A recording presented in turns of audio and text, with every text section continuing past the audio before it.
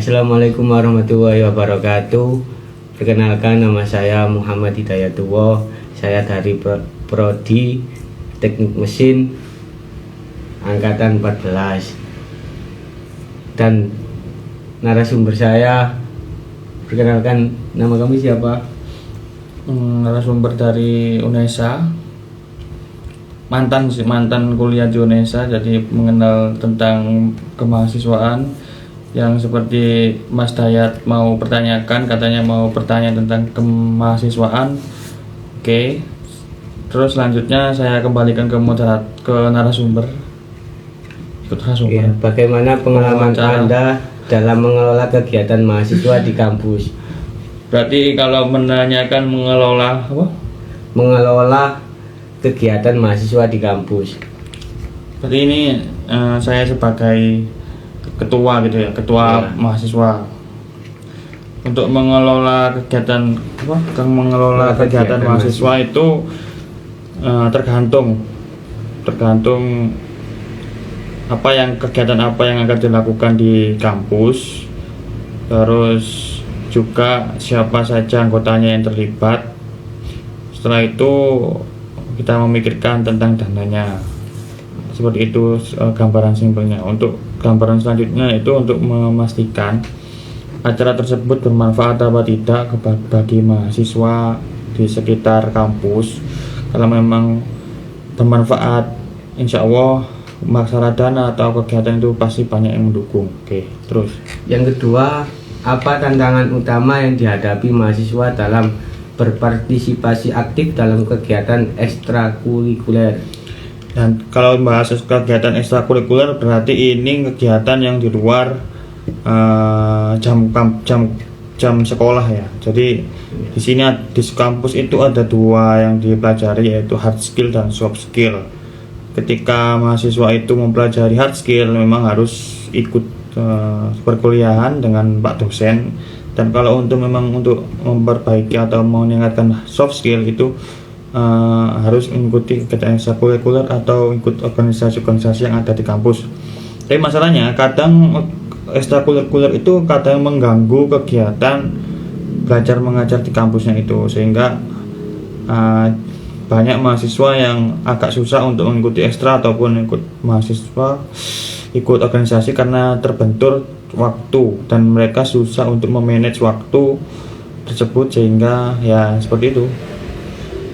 Intinya harus pintar dalam mengatur waktu. Bagaimana caranya untuk bisa mengatur waktu? Ya dibagi aja, mana waktunya kuliah, mana waktunya ekstra gitu. Jadi kalau memang nggak bisa banget ya nggak perlu ikut ekstra, ditinggal dulu, dilanjutkan kuliah dulu, baru setelah kuliah baru ekstra.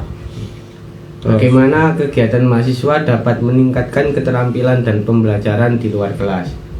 maksudnya ini gimana ya? Bagaimana kegiatan mahasiswa dapat meningkatkan keterampilan dan pembelajaran di luar kelas? Berarti ini kalau membahas tentang keterampilan, ini sudah membahas tentang soft skill. Seperti Mas Dayat ini kuliah apa? Jurusan apa? Teknik mesin. Teknik mesin. Nah, teknik mesin itu biasanya kalau di perkuliahan itu isinya cuma teori-teori, bahkan matematika yang sangat rumit, dan atau bahkan ada yang tidak bisa dipikirkan oleh otak. Tetapi kalau kita belajar terus-terusan di kampus tanpa praktek itu kurang, karena kita mengerti teori tapi gak ngerti praktek. Sama aja kayak makan telur tapi gak bisa cara masaknya gitu. Terus ya gitulah. Jadi sangat perlu banget keterampilan pembelajaran di luar kelas, itu sangat perlu banget. Jadi sesuaikan aja dengan jurusan mau apa, kegiatan di luar kelas apa, dan gak ada kegiatan di luar kelas itu yang sia-sia, dilakukan semuanya. Terus menurut Anda, apa peran penting organisasi mahasiswa dalam pengembangan kepemimpinan? Sangat penting sih, tapi tergantung orangnya ini memang pinter apa enggak. Kalau gak pinter ya sama aja ya bohong. Karena organisasi itu wadah untuk kita untuk belajar dan berkembang dari berbagai hal. Saya dulu pernah menjabat sebagai BEM ya di kampus, jadi ngerti mana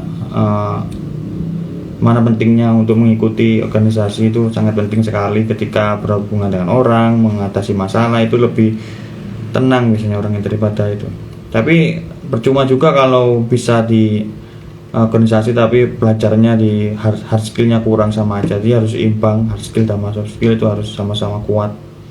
Apa saja organisasi yang Anda ikuti saat kuliah? Saat kuliah dulu saya mengikuti banyak, dari BEM, ekstrakurikuler, teater, terus catur, pokoknya hampir semua, robotik juga pernah, sampai gak pernah tidur sama malam-malam, stres. Tapi akhirnya saya memutuskan untuk mengikuti yang BEM saja, BEM jurusan. Apa proyek atau acara mahasiswa yang paling membanggakan yang pernah Anda ikuti atau inisiasi?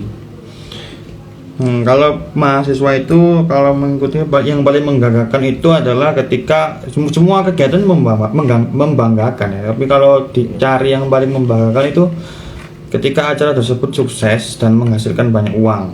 Contohnya kalau dulu itu kami membuat, di organisasi kami itu membuat olimpiade yang profitnya itu hampir ratusan juta. Itu sangat membanggakan karena memang di samping belajar untuk berorganisasi juga mendapatkan cuan. Dan kalau sesuai jurusan teknik ya apa yang biasanya kalau Nathan itu saya ya dulu itu biasanya servis gratis gitu di situ.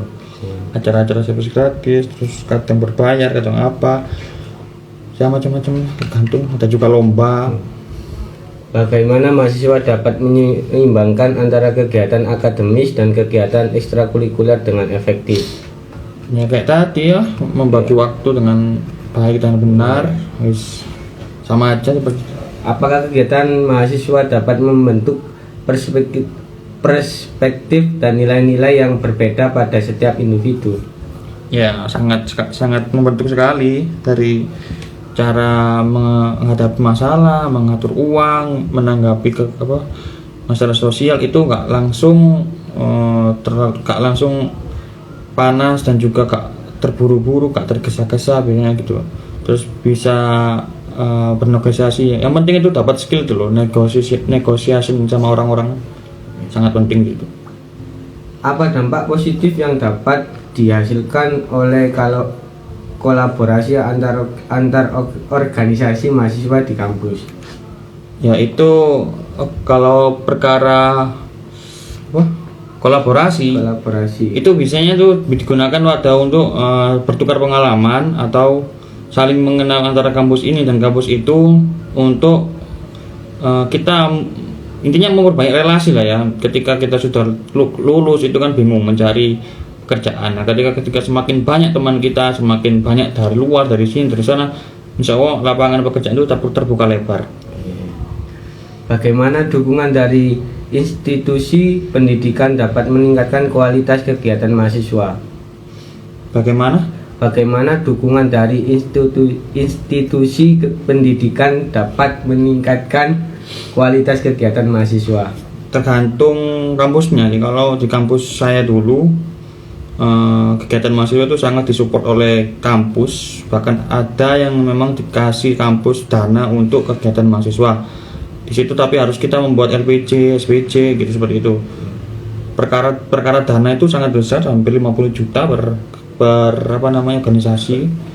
Jadi tergantung kitanya aja mau membuat SPJ dan bertanggung jawab atau gimana, atau bahkan kayak olimpiade itu kita disumbang 5 juta tapi kita bisa profit sampai 1 juta, itu sangat menguntungkan. Kalau acara-acara seminar itu mungkin untungnya cuma 3 juta, tapi lumayan lah buat saving kas. Bagikan cerita inspiratif tentang seorang yang mengalami transformasi positif melalui keterlibatan aktif dalam kegiatan mahasiswa. Kalau itu sih banyak kakak angkatan, adik angkatan itu yang mengikuti organisasi yang aktif sekali. Itu mereka bisa mempunyai relasi pekerjaan yang sangat tinggi.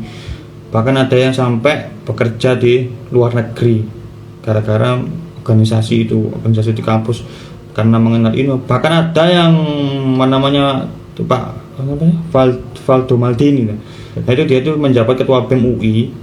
Dulu itu memang suka demo gara-gara dia berpartisipasi aktif. Dia sekarang jadi tim sukses tahun 2019 jadi tim suksesnya Pak Prabowo. Nah, sekarang juga sudah menjadi orang partai yang sangat suka muncul di TV lah. Gara-gara dia sangat aktif ikut organisasi di kampus.